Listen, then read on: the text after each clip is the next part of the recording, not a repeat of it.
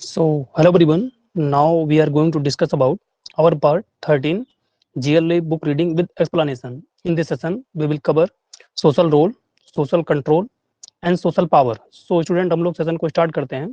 Few second wait करते हैं. जो भी स्टूडेंट के पास नोटिफिकेशन पहुंच चुका होगा वो ज्वाइन कर लें. उसके बाद हम लोग स्टार्ट करेंगे. और अभी मॉक टेस्ट का जो हम लोगों ने कल ही कंडक्ट किया था, प्रोडक्शन और कास्ट का, नेक्स्ट जो है हमारा कल हमने शेड्यूल कर रखा है एंटरप्रेन्योरशिप पे 6 पीएम पे. तो जो भी स्टूडेंट हैं आप प्लीज जो भी हमारे ऐप पे जो भी कनेक्टेड हैं आप मॉक टेस्ट को अटेम्प्ट करिए. और सेशन में स्टार्ट करता हूं क्योंकि कुछ स्टूडेंट ज्वाइन हो चुके हैं, उसके बाद ज्वाइन होते रहेंगे.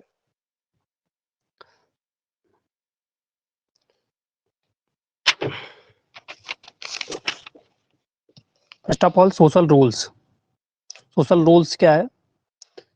Each person in a society is expected to behave in accordance with the socially prescribed patterns of behavior that relate to individual social position. जो भी सोसाइटी का मेंबर है या प्रत्येक जो भी पर्सन है वो हमारे सोसाइटी में जो एक्सेप्टेड बिहेवियर होता है, जस्ट लाइक उसके जो बिहेवियर होते हैं कि वो जो भी फॉकवेज बने हैं, जो भी नॉर्म्स बने हैं, जो भी वैल्यूज बने हैं उनको फॉलो करेगा, तो उसी को बोला जाता है सोशल रोल्स.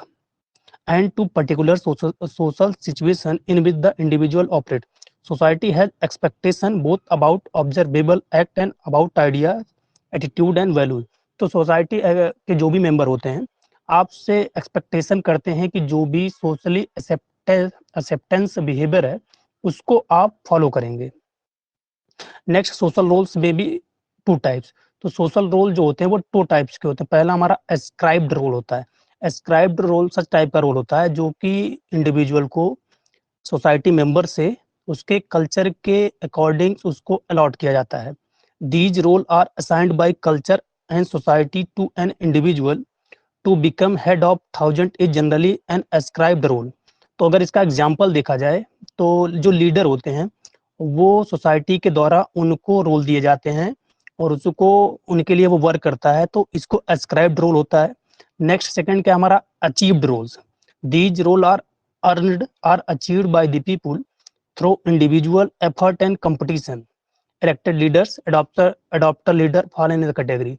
तो ये रोल सच टाइप के रोल होते हैं जो कि इंडिविजुअल खुद के एफर्ट से अचीव करता है. जस्ट लाइक जो भी स्टूडेंट है प्रेजेंट टाइम पे वो हार्ड वर्क कर रहा है और फ्यूचर में वो किसी पोजीशन पे पहुंचता है तो उसको एज ए हमारा बोलते हैं achieved roles. Next, social control. Social control क्या है? Social control is the pattern of influence the society exert on individual and groups to maintain order and establish rules in the society. तो social control जो है वो pattern है जो कि हमारे सोसाइटी में बने हुए हैं और प्रत्येक इंडिविजुअल को ये उससे एक्सपेक्टेशन की जाती है कि वो उस रूल के हिसाब से या उस जो भी वैल्यूज बने हैं उसी के हिसाब से अपने पर्सनालिटी को, अपने बिहेवियर को सोसाइटी में रिप्रेजेंट करेगा. Social control help in the maintenance of desired social values. तो सोशल कंट्रोल जो होते हैं वो हेल्प करते हैं एक डिजायर्ड सोशल वैल्यू मेंटेन करने में. Conformity which make modification of existing behaviour difficult and slow. Social control में वेरी इन डिग्री. तो सोशल कंट्रोल जो होते हैं वो वेरी करते हैं. पहला अगर हमारा सोशल कंट्रोल का देखा जाए तो वो फॉकवेज है.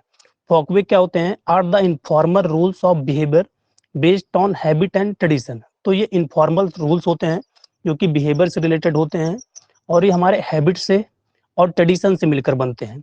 Mostly found in usages. Violation of folkway are not taken very seriously by the society.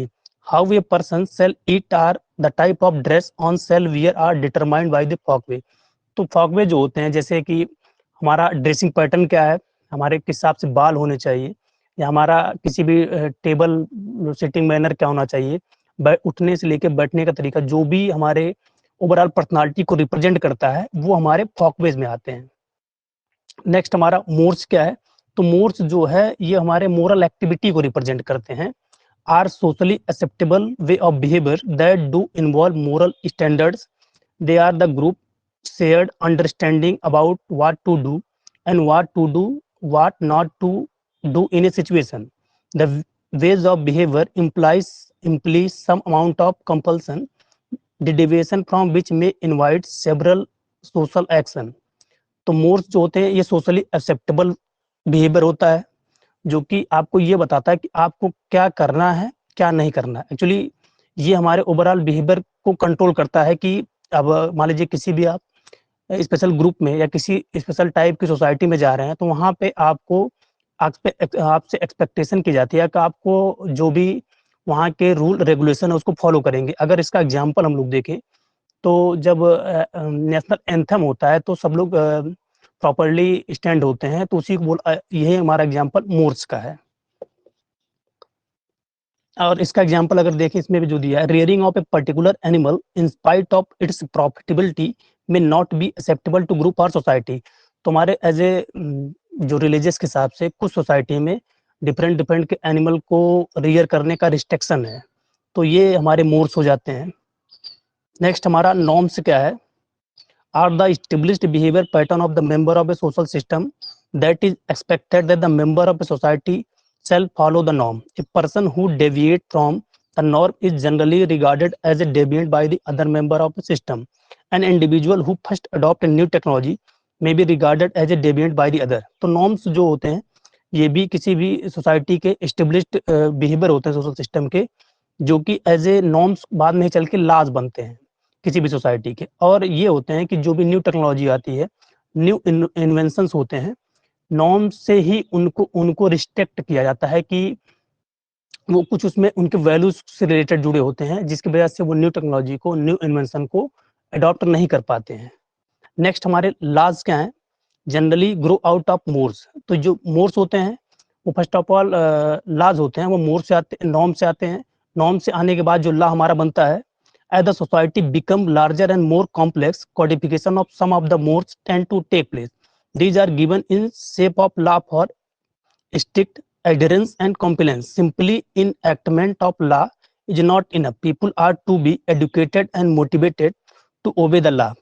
Example, enforcement of law prohibiting casteism, child labor, dowry, etc. तो ला ये होते हैं जो कि मोरल एक्टिविटी एंड नॉर्म्स को इंक्लूड करके बनाए जाते हैं, और ला है जो इनका हमारे कॉन्स्टिट्यूशनल या किसी भी जो गवर्नमेंट के थ्रू भी ये ला बनाए जाते हैं। जैसे अगर एग्जांपल हम देखें, जो चाइल्ड लेबर एक्ट बना वो हो गया, डाउरी एक्ट सेक्शन में हमारे एज ए कॉन्स्टिट्यूशन इसका ला बना, डाउरी वो हो गया। देन कास्टिज्म वाला ये हो गया, जो कि हमारे एज ए कॉन्स्टिट्यूशनल ये सब रूल्स बने हुए हैं। तो ला होते हैं जो कि हमारे फॉर्मली किसी भी गवर्नमेंट के थ्रू या एज ए फॉर्मल रूप में इसको बनाया जाता है। नेक्स्ट सोशल पावर क्या है, the forms in which power expresses itself in society are varied, these are presented following Chidambaram.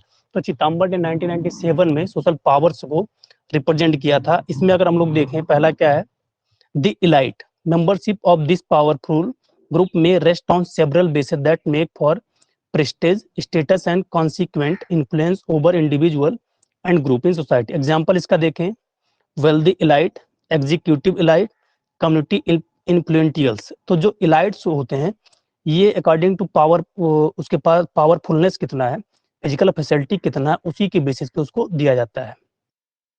Next organisational power, organization that are well recognized and have wide support may wield considerable influence in society. The major source of organizational power exists in the ability to enable many people to take planned, concerted action to affect decision on social issues. तो जो organisational power दी जाती है उसकी decision making leader power, leader capability के हिसाब से उसको दी जाती है। इसमें ये होता है कि आप कितना लीड कर सकते हैं, आपकी डिसीजन मेकिंग एबिलिटी कितनी है, मैनेजरियल स्किल आपकी कितनी है, उसी के बेस्ड पे ऑर्गेनाइजेशनल पावर प्रोवाइड की जाती है। Next power of unorganized masses, social power exist among और unorganized masses although which of their considerable power is frequently unused. While a person may be comparatively powerless individual in mass society, collectively they can be decisive. The masses exert tremendous influencing in providing market for goods and services. Masses may exert negative influence through non-cooperation, non-participation. Tremendous power can be expressed by masses in political sphere, in democracy where adult franchise allow each member of a vote. तो ये जो power of unorganized masses होती है, ये informal होता है, जो कि इनफॉर्मल वे से पावर दी जाती है। और अगर इसका एग्जांपल हम लोग देखें तो जो विलेज लेवल पे पीपल के कॉपरेशन के हिसाब से उनके इलेक्शन के बेसिस पे जो सरपंच चूज किए जाते हैं या सेलेक्ट किए जाते हैं, उसी को हम लोग बोलते हैं पावर ऑफ अनऑर्गेनाइज्ड मासेस, यानी पीपल का सपोर्ट से उसको इलेक्ट किया गया, उसे ही बोलते हैं हम लोग power of unorganized masses. Next law क्या है? Law is that form of power which is socially accepted and has been legitimised.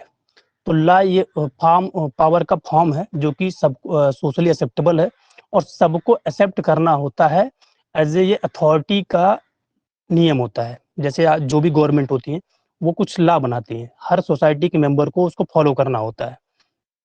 It represent the formally organised structure in society that lays down socially acceptable rules and regulation of behavior, rights and privilege. It include mechanism of implementation and enforcement of law together with lawful protection of individual and group and punishment of violators. तो जो भी इसके जो law में है, मतलब आप जो भी इम्प्लीमेंटेशन के लिए लॉ बनाए गए हैं, अगर उस लॉ को कोई फॉलो नहीं करता है तो उसके लिए उसको पनिशमेंट भी दिया जाता है। तो ये लॉ किसी भी गवर्नमेंट के थ्रू या फॉर्मल सोसाइटी के थ्रू, फॉर्मल ऑर्गेनाइजेशन के थ्रू बनाए जाते हैं। तो नेक्स्ट जो हमारा सेशन होगा वो लीडरशिप पे होगा, जिसमें हम लोग लीडरशिप को कवर करेंगे, टाइप्स ऑफ लीडर को कवर करेंगे, पैटर्न्स ऑफ लीडर को कवर करेंगे। ये नेक्स्ट वाला सेशन काफी इंपॉर्टेंट होगा जो भी स्टूडेंट जेआरएफ वाले रहेंगे, एसआरएफ और नेट वालों को। अगर आपके कुछ डाउट रहे तो आप प्लीज यहाँ ऐप पे या पर्सनली मुझे मैसेज करके आप पूछ सकते हैं। ड्यू टू यहाँ कम थोड़ा सा नेटवर्क की वजह से कुछ वॉइस में अगर क्लियर नहीं आ पाता है तो आप मुझे पर्सनली कॉल या मैसेज करके आपके डाउट क्लियर कर सकते हैं। तो सेशन में एंड करता हूँ। आई होप जो भी स्टूडेंट कनेक्टेड रहे उनके लिए सेशन काफ़ी हेल्पफुल रहा होगा। Thank you for listening.